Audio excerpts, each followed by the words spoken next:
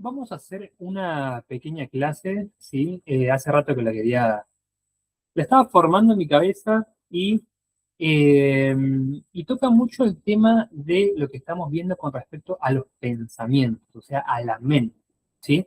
Solamente que acá lo vamos a explicar a través de Sócrates. ¿Por qué me pareció interesante explicarlo a través de Sócrates?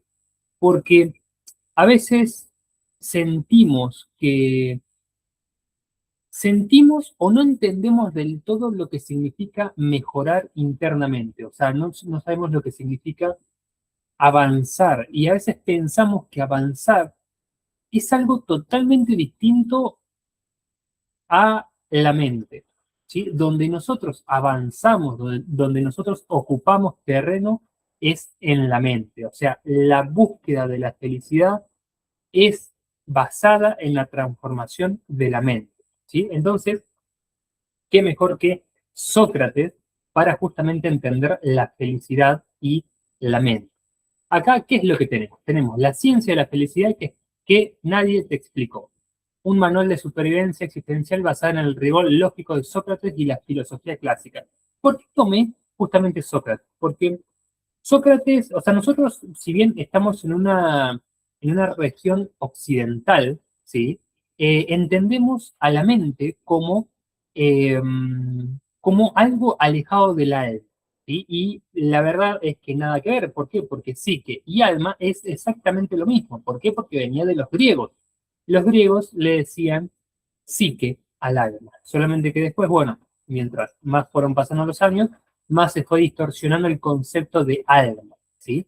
Entonces, ¿qué vamos a empezar entendiendo? Vamos a entender cómo llegar a la felicidad, ¿sí? A través de la dominación de la mente, ¿sí?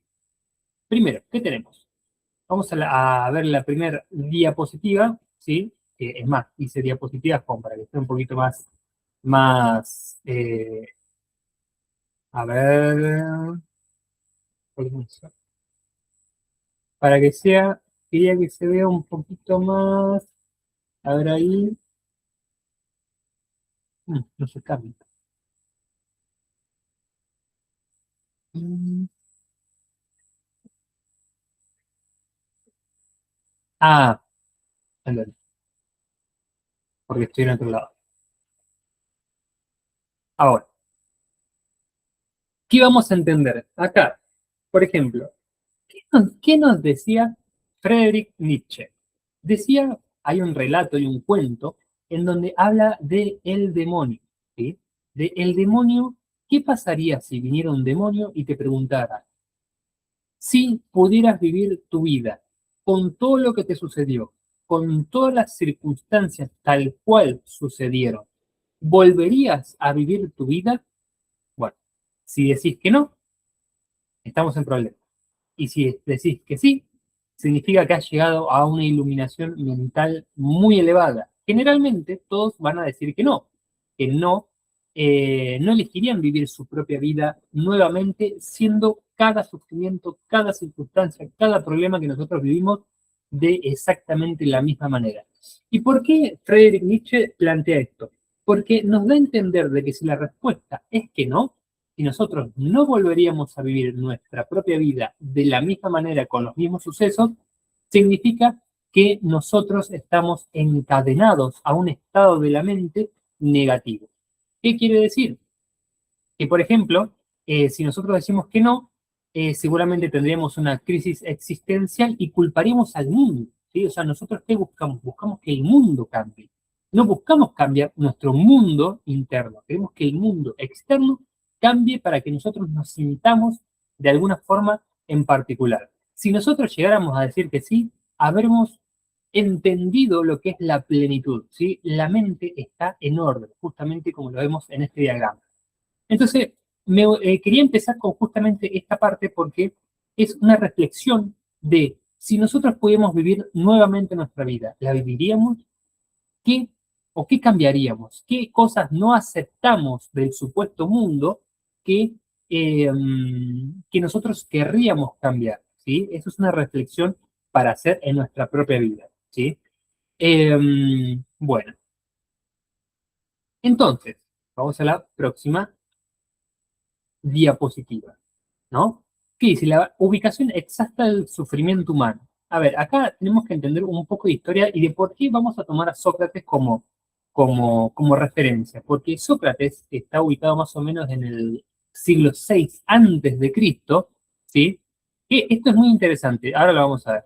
En el siglo VI antes de Cristo empezó con una es más, toda esa época, ¿sí? Toda esa época surge un nuevo pensamiento, se le podría decir un pensamiento salvífico. ¿Qué significa esto? Significa que surge una nueva forma de entender a la mente como una polaridad, ¿sí? Luego, pasados los años, lo vamos a ver con Freud, entre las pulsiones, la pulsión de vida y la pulsión de muerte, lo podemos ver en la religión como Satanás o Dios, siempre va a aparecer una polaridad. ¿Qué significa esto? Que la mente, ¿sí? Porque recuerden siempre que siempre estamos hablando de la mente funciona por polaridades. ¿Qué significa esto? Que la mente puede estar al servicio de el amor o puede estar al servicio del miedo. ¿Qué significa esto? Que en esa época, en el siglo VI antes de Cristo, ya se hablaba de un pensamiento que traía paz, un pensamiento que traía orden, un pensamiento que tendía a conseguir la iluminación o la salvación o la plenitud. Ahí es justamente cuando salen todos estos nombres. La plenitud, la iluminación, la salvación, todo surge en esta línea temporal del siglo VI antes de Cristo. ¿Por qué? Porque ahí nos tenemos que ir a un poquito de historia que vendría a ser toda la franja de Eurasia. ¿Qué significa Eurasia? Significa que toda la franja de China, el Tíbet, los Himalayas, la India, el Imperio Persa, el Medio Oriente, el Mediterráneo y hasta Grecia, empiezan a surgir nuevos pensadores. O sea, es una línea temporal donde en poco tiempo surgen un montón de pensadores que comienzan a expresar un entendimiento para conseguir la plenitud, la iluminación, la salvación, la paz, el reino de Dios, se podría llegar a decir. ¿Qué significa esto?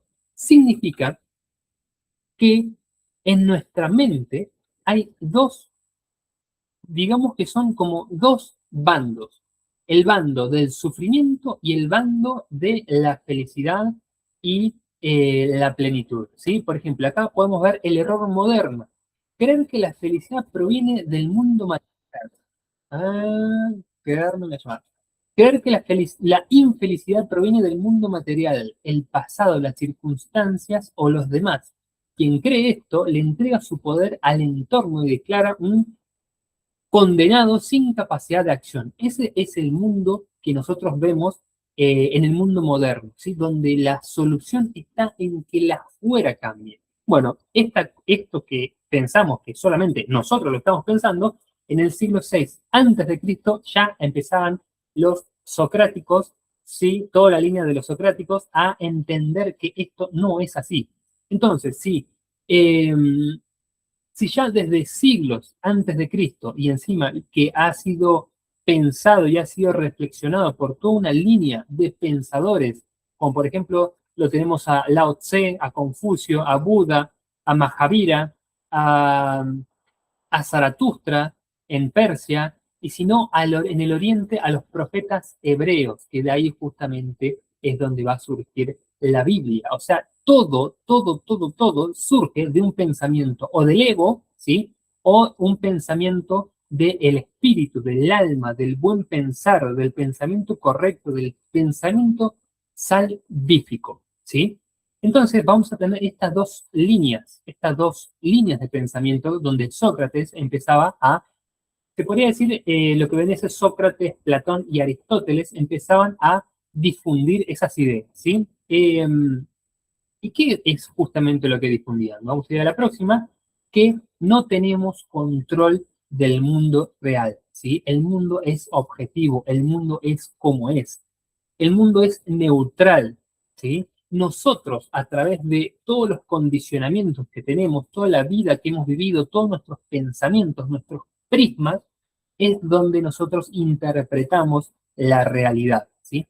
Significa que el mundo es tal y como es y dependiendo cómo sea mi prisma, mi forma de interpretar la vida, es como yo voy a ver el mundo. Sí, exactamente, es justamente así. ¿Significa que tengo que dejar de pelear con el mundo externo? Sí, significa que tengo que dejar de pelear con la pareja, con la economía, con los políticos, con absolutamente todo lo externo, ¿sí? O sea, ¿y por qué lo digo esto? Porque si en el año, en el siglo VI antes de Cristo ya estaban peleando por todo esto, ¿cómo podemos seguir la misma línea pensando que vamos a llegar a un lugar mejor? Que el partido político, que si hay guerras, si hay esto, si hay lo otro, y dónde nosotros estamos mientras estamos pensando esas cosas. Estamos en nuestra casa, capaz acostado en la cama, mirando algo, o mirando el celular, scrolleando, con toda la tranquilidad del mundo, mientras nuestra mente es atormentada por todos estos pensamientos. Significa que tenemos que dejar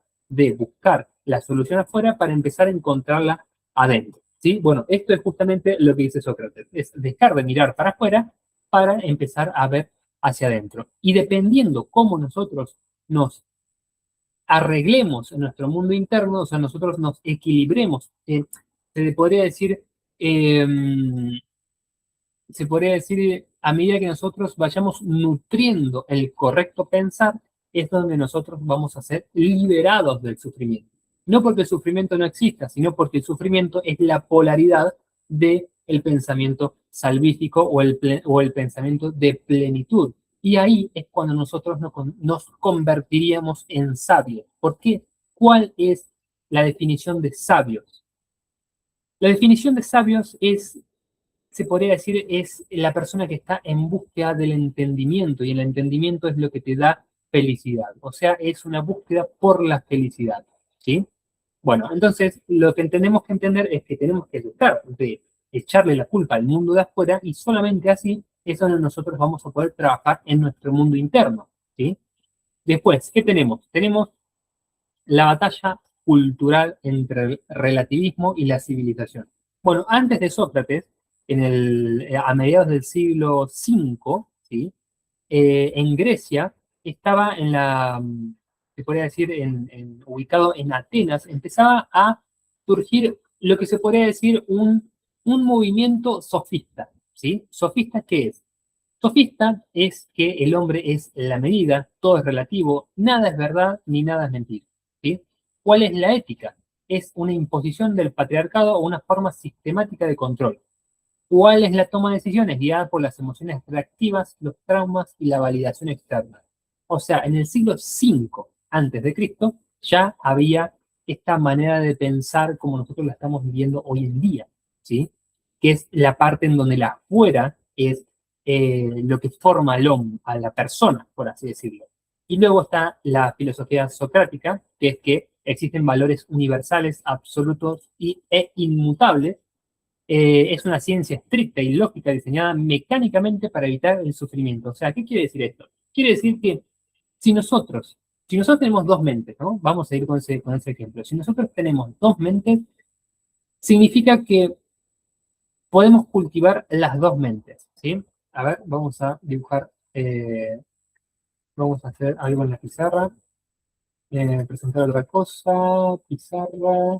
Acá yo tenía preparado ya algo que quiero explicar, pero vamos a ir al costado. Y vamos a poner como ejemplo que tenemos, la mente está dividida ¿se está compartiendo? Sí, está dividida en dos. La mente basada en el miedo y la mente basada en el amor, ¿sí? ¿Qué significa esto? Que en la mente basada en el miedo, ¿sí? Es donde nosotros empezamos a construir el infierno, o sea, lo que la iglesia llamaría el infierno, que el infierno no es más que nada que nuestros propios pensamientos basados en el miedo, ¿sí? Eh, Cualquier situación de nuestra vida, si está visto desde los ojos del miedo, va a conducir al sufrimiento. Pero si nosotros cultivamos, ¿sí? Cierto tipo de pensamiento, ¿sí? Lo que nos va a llevar es justamente, si el miedo es el caos, el amor y la virtud, ¿sí? Va a cultivar la plenitud, ¿sí? La plenitud. ¿Qué significa esto? Que hay ciertas verdades, ciertos valores, ciertos pensamientos elevados que nos traen salvación, nos traen paz, nos traen amor, nos traen plenitud. Por ejemplo, los 10 mandamientos que podemos ver en la Biblia son justamente formas, ¿sí? Indiscutibles de encontrar o sí, se podría decir de encontrar o de volvernos plenos, ¿sí? O sea, nosotros vivimos de una determinada manera, cultivamos el egoísmo, el rencor, el odio, la ira, vivimos mal, o sea, el mundo se convierte en el propio infierno de la persona. Pero si nosotros cultivamos amor, misericordia, compartimos el dar, compartimos la tolerancia, bueno, eso nos va a llevar a la plenitud. ¿Y qué significa esto? Significa que nosotros comenzamos a ver, significa que nosotros vamos a empezar a cambiar el prisma que nosotros estamos viendo la realidad y la vamos a comenzar a ver de una manera mucho mejor, mucho más elevada, mucho más sana, mucho más salvífica, ¿sí? Y ahí es cuando nosotros empezamos a controlar la mente. Nosotros tenemos que nutrir a la mente. La mente es algo que se nutre. Y acá es donde yo quería explicar esta parte para que se entendiera el tema de la mente, que sería, a ver, Sarra, acá, la mente. La mente por sí sola, la mente por sí sola es un animal que todo el tiempo tiene miedo. O sea, la mente es algo que tiene que evolucionar de conciencia o elevar su conciencia con respecto a cómo nosotros elevamos la conciencia, ¿sí? Para entender más fácil el tema de la mente, vamos a tener en cuenta de que la mente funciona por niveles, ¿sí? O sea, vamos a utilizar el mapa de los chakras porque es un mapa bastante fácil para entenderlo. ¿Qué tenemos? Para la gente que no ha visto o no sabe del tema de los chakras, tenemos el chakra raíz, el chakra de la sexualidad, el chakra de la voluntad o la polaridad, el chakra corazón, el chakra de la expresión, el chakra de la intuición y el chakra de la conexión con lo divino, ¿sí? Este mapa ya estaba hace miles de años que está, o sea, significa que estos pensadores que yo había nombrado anteriormente ya conocían estos mapas, ya sabían que tenían un entendimiento de sí mismos, ¿sí? Entonces, cuando la mente está por sí sola, o sea, cuando la mente está sin ningún tipo de dirección, la mente es sumamente basada en la supervivencia, o sea, basada en este chakra, en el primer chakra, en el chakra de la supervivencia. ¿Por qué es el chakra de la supervivencia? Porque es el chakra animal. O sea, es cuando la mente está en su estado animal puro, ¿sí? Que es la supervivencia. ¿Qué sigue después? Si nosotros nos vamos elevando. Y, por ejemplo, cuando nosotros tenemos miedo, cuando tenemos miedo de algo, ya sea real o imaginario, ¿por qué real o imaginario? ¿Cuántas veces no te dio un ataque de ansiedad en tu pieza, en tu cama, comiendo, estando en el trabajo? ¿Por qué te da ataques de ansiedad? Porque la mente no interpreta lo real de lo imaginario. La mente solamente observa, presta atención a tus pensamientos. Si tus pensamientos están del lado del miedo, toda tu estructura mental se va a estructurar en base al miedo. Y si vos estás en la plenitud, en el agradecimiento, en la expansión, todos tus pensamientos se van a estructurar en ese aspecto. ¿Sí? Y es tan importante porque las ideas que nos mantienen en esos lugares, o tanto en el miedo como en el amor, están basados, o sea, mientras uno más cultiva uno de esos dos, los pensamientos que decantan a la mente de nosotros, porque tengan en cuenta de que todos los pensamientos ya fueron pensados, o sea, todos los pensamientos que hay ya fueron pensados.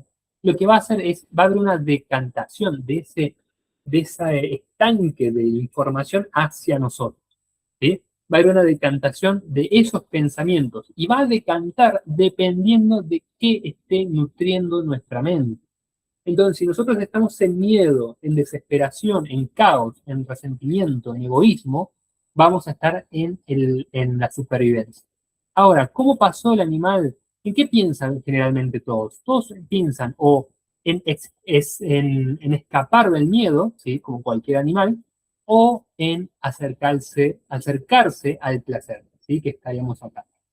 Entonces, mientras nosotros vamos elevando la mente en conciencia, vamos a darnos cuenta de que empieza el placer. ¿Por qué empieza el placer? Porque la polaridad del miedo solamente se puede combatir con el placer, porque es lo único que tiene el animal para acercarse o elevarse un poquito en salir del miedo, ¿sí? O sea, el animal intenta salir del miedo alejándote del dolor, ¿sí? Pero ¿qué pasa también?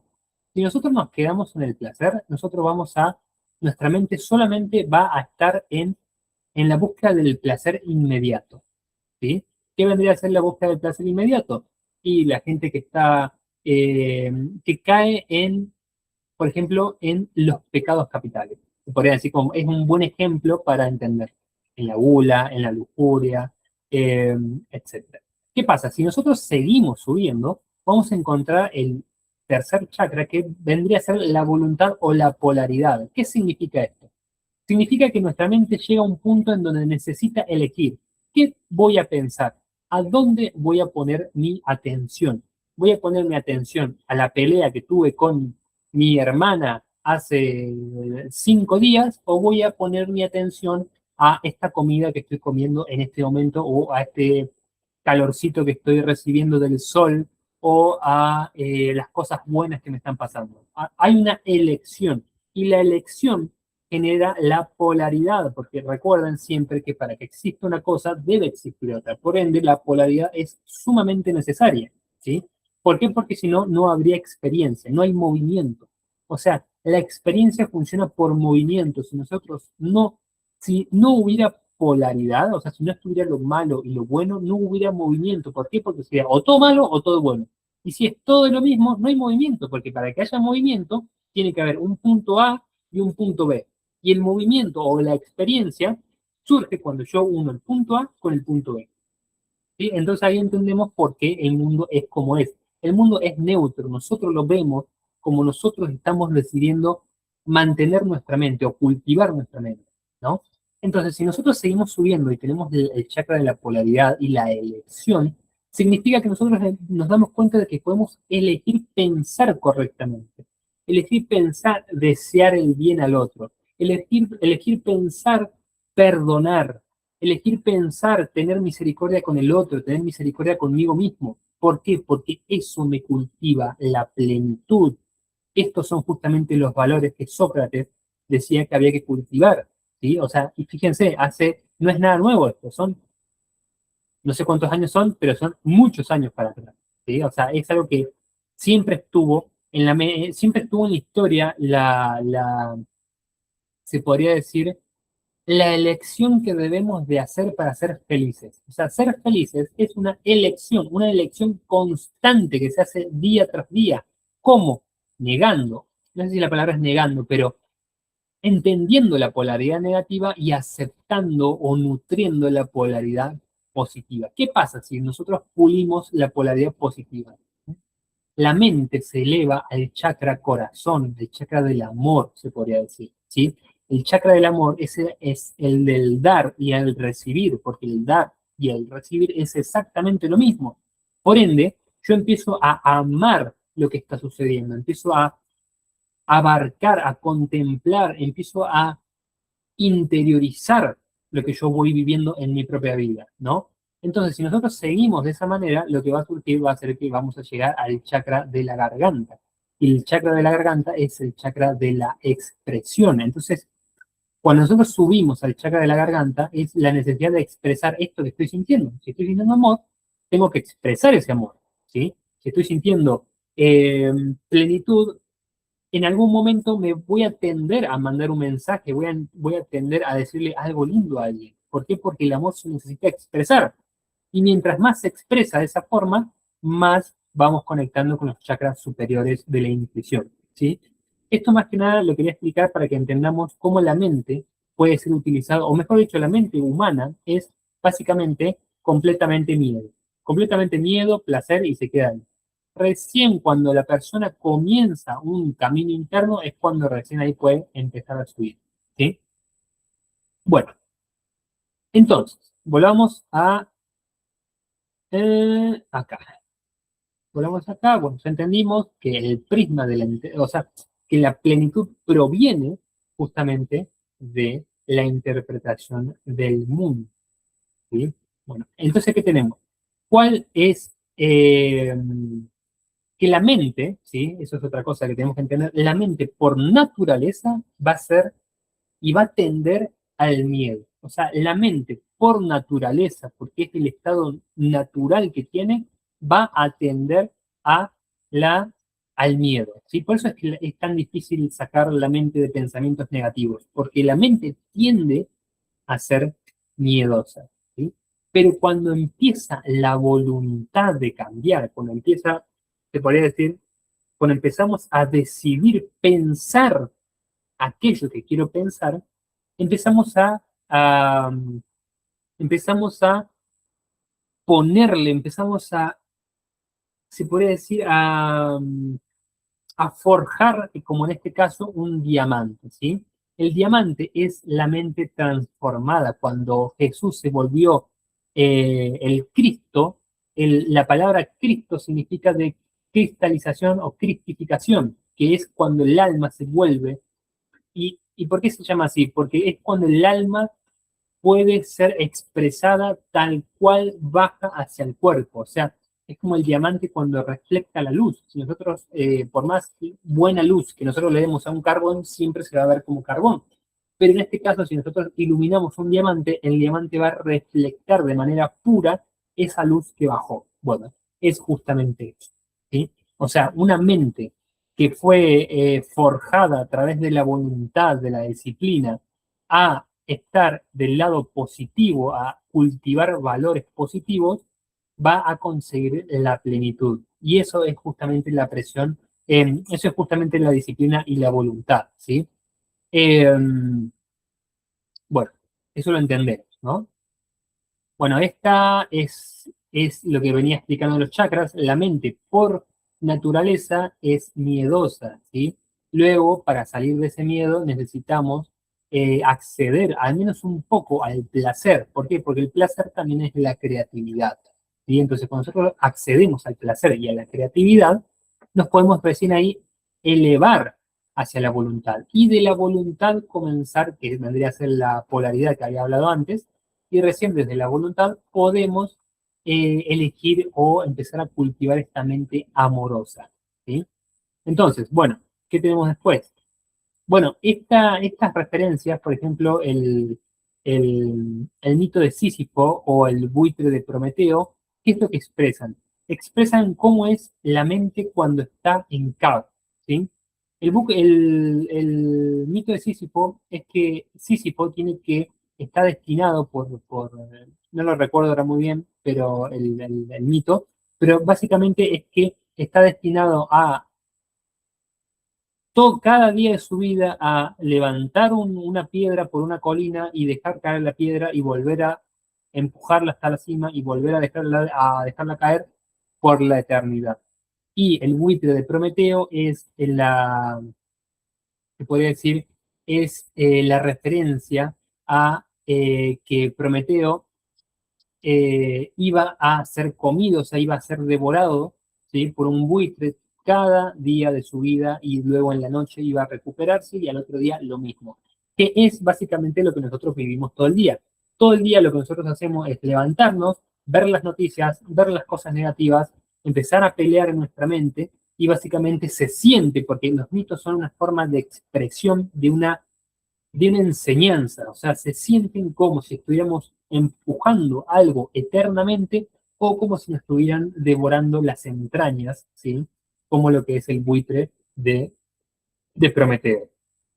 Sí, pero son entendimientos, son enseñanzas que ya los griegos nos dijeron, miren, o sea, si ustedes están cultivando el miedo, el dolor, el resentimiento, se van a sentir como que están empujando una piedra enorme todos los días de su vida o están siendo devorados por su propia ira, ¿sí? Todos los días de su vida. Cuando van a dormir, se relajan, descansan y al otro día lo mismo. ¿Sí?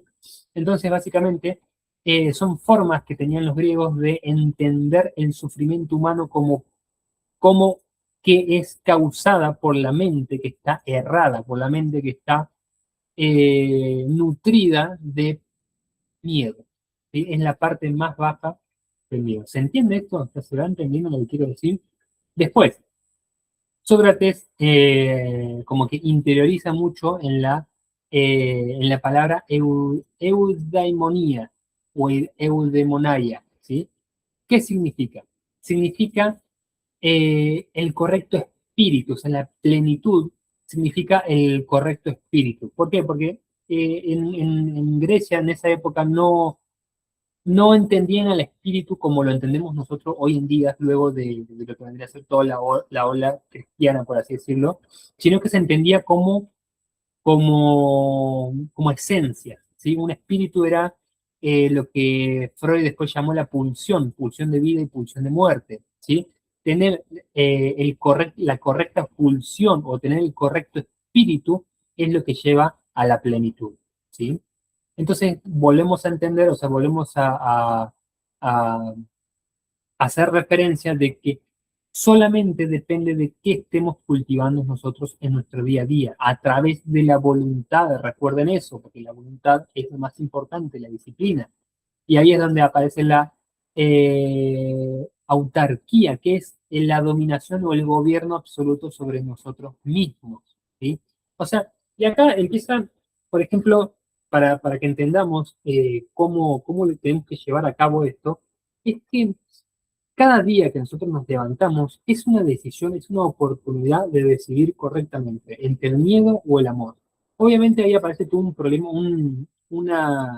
aparece todo un camino, por ejemplo, que le dicen el camino de los iniciados, ¿sí? Un camino de iniciación hacia el interior, ¿sí? ¿Por qué pienso lo que pienso? ¿De dónde viene este miedo? ¿Qué son tus pensamientos? Este pensamiento, qué miedo está supliendo? ¿Qué es lo que quiero? ¿Qué es lo que no quiero? O sea, está la necesidad de un autoconocimiento interno para que nosotros podamos crecer. Pero ese autoconocimiento solamente va a estar dado por la disciplina en vernos, por la disciplina en vernos a nosotros mismos. ¿Sí? Eh, ¿Qué tenemos acá? Bueno, la ética. ¿Qué podemos decir de la ética? Pasa que, bueno, la ética es exactamente lo mismo si nosotros cultivamos, porque la ética básicamente es buscar la felicidad, ¿sí? O sea, una persona que es ética es porque está buscando la felicidad, está cultivando, está comportándose con el prójimo de una manera correcta, ¿sí? Y, por ejemplo, acá habla mucho de la morada, ¿sí? La morada o el ethos, que la morada es básicamente la morada que habita, ¿sí? O sea, la morada que habitamos. ¿Qué morada estoy habitando yo constantemente? ¿Estoy habitando la morada del miedo o estoy habitando la morada del amor? ¿Sí? El amor, la plenitud, la misericordia, son todas las emociones elevadas que nos llevan a la felicidad, sin intentar cambiar algo externo, porque recuerden, nada externo necesita cambiar, solamente tenemos que cambiar nosotros, ya lo decimos, lo venimos diciendo hace un montón de tiempo y estos filósofos ya lo venían diciendo hace muchísimo tiempo más. Entonces no podemos seguir buscando la solución entre queriendo que el otro cambie, queriendo que el otro me elija, queriendo que el otro sea como yo quiero que sea. O sea, fíjense la cantidad de ego y la cantidad de sufrimiento que hay detrás de esas elecciones. ¿Sí? Así que bueno, entonces, eh, bueno, esto no hace falta. eh, esto tampoco. Y bueno, ¿qué es lo que no, con lo que queremos, lo que quiero cerrar con esto? Es que la felicidad, la plenitud, y justamente lo quería tocar con Sócrates porque es el comienzo de esta. Ojo, no es que es el comienzo, ahí es lo que venía diciendo antes, que en toda la franja de Eurasia, ¿sí? Desde Grecia hasta China, surgieron un montón de pensadores, ¿sí? Que decían exactamente lo mismo. Entonces, no puede ser que sigamos intentando cambiar el afuera si ya hace un montón, o sea, ¿cómo lo puedo explicar? O sea, no, no puede ser que piense que, por ejemplo, todas las enseñanzas del budismo, del taoísmo, todas las enseñanzas socráticas que hoy en día construyeron la civilización en la que estamos, o por ejemplo, la sabiduría de los pueblos hebreos que luego conformaron la Biblia o la Torá, no puede ser que esos estén equivocados. O sea, que ellos estén equivocados y nosotros tenemos razón. O sea, nosotros que queremos que esa persona se quede, o nosotros que estamos emperrados en conseguir algo material y que sufro por eso, no puede ser que nosotros tengamos razón. Entonces tenemos que dejar de pensar que tenemos que cambiar algo afuera y tenemos que empezar a cultivar lo de adentro, el, cultivar el recto pensar, ¿sí? Obviamente todo eso es un proceso, pero ¿qué pasa? Si nosotros no entendemos esto, vivimos en la ignorancia, ¿sí? Y esa es justamente la última diapositiva. Solo hay bien, solo hay un bien, el conocimiento, y solo hay un mal, la ignorancia. La ignorancia. ¿Por qué? Porque si una persona le está haciendo mal a otra persona, es por ignorancia, no es por maldad, ¿sí? ¿Por qué? Porque la persona le está haciendo eso a la otra persona porque desconoce que haciendo eso le va a traer sufrimiento y no amor. Si esa persona entendería cómo se rige la mente, cómo se rigen las leyes que forman el universo, entendería que tendría que cultivar un pensamiento próspero, pleno, amoroso, misericordioso con el otro, y no un pensamiento egoico de temor, de carencia o de ira con el otro. O sea, el desconocimiento, la ignorancia que tiene esa persona es la que la lleva al sufrimiento. Pero por eso es que dice que solo hay un bien, el conocimiento. ¿Y por qué el conocimiento? Porque el conocimiento es un recuerdo, ¿sí? Nosotros no estamos conociendo, no estamos creando nada, estamos recordando. El conocimiento entra y pasa el prisma del entendimiento cuando recordamos, y el recordar es un movimiento interno que sucede dentro de nosotros, es un clic, es un sentir. Ese justamente es eh, el pensamiento salvífico, o sea, es el pensamiento que me expande, que me trae paz. Y si yo cultivo eso desde el conocimiento, porque ¿qué es lo que estamos haciendo ahora? Estamos conociendo de que debo de hacer o debo de conocer más ese tipo de pensamiento. Ahora, ¿cómo voy a hacer para dedicar mi vida a ese tipo de pensamiento y cultivar ese tipo de ese correcto espíritu o esa mente recta, esa mente correcta, ¿sí? Eh, Eso es un trabajo que lleva la vida, pero cada pasito que nosotros vamos haciendo, vamos realizando, es cada vez más pleno, porque cada vez que damos esos pasitos vamos adquiriendo más conocimiento, y al adquirir más conocimiento va a ir bajando la ignorancia y nuestra vida se vuelve completamente más plena. ¿Por qué? Porque el entendimiento nos lleva a la plenitud, ¿sí? Entonces, básicamente, lo que quería con este video es que entendamos que para que nosotros seamos felices y para que vos seas feliz, necesitas cultivar un pensamiento positivo. ¿Por qué? Porque el pensamiento positivo tiene carga, el pensamiento positivo nutre el alma, nutre el amor, y ahí es donde empezamos a utilizar la mente con los niveles de conciencia más arriba y no en el modo de supervivencia. Así que bueno, es la primera vez que presento de esta manera, pero creo que más o menos salió bastante bien. Creo que se entiende qué es lo que quería explicar con esto y cómo dejemos de intentar cambiar el afuera, porque es lo que veo en todos los casos, veo lo mismo. Quieren intentar cambiar el afuera pensando que eso le va a traer paz adentro, o consiguiendo la pareja, o consiguiendo el trabajo, o consiguiendo esto, consiguiendo lo otro, que el otro sea como yo quiero que sea, y que este y que el otro. No, dejen de buscar ahí porque ahí no hay nada. nos lo vienen diciendo hace siglos, y nosotros dele con lo mismo, y dele con lo mismo, y que no tiene sentido. Entonces es un intento más por entender, es un intento más por expresar de que debemos de dejar de hacer eso y empecemos a cultivar el amor, ¿sí? Porque es lo único que nos va a salvar, es lo único que va a salvar nuestra experiencia de vida, nuestra, nuestra, es lo único que va a salvar nuestra percepción, ¿sí? Cuando sana la percepción, sana el mundo. El mundo no se sana afuera, porque todo el mundo existe adentro. ¿Quién mira el mundo? El mundo es visto por nosotros. Cada persona que existe en el mundo tiene una percepción distinta del mundo.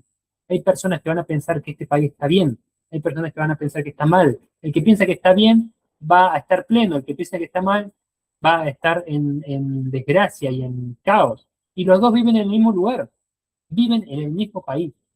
Ahora con el mundo, la persona que piense que el mundo se está acabando va a vivir en tragedia. La persona que piense que el mundo está evolucionando para bien va a vivir en plenitud y están en el mismo mundo. Significa que todo es una interpretación. El mundo está acá, el mundo es ilusorio.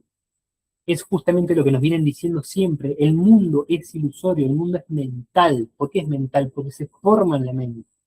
Todo lo que yo veo, lo que interpreto, lo interpreto en la mente. No es que el mundo sea así, está interpretado en la mente. ¿Se entiende lo que quiero decir?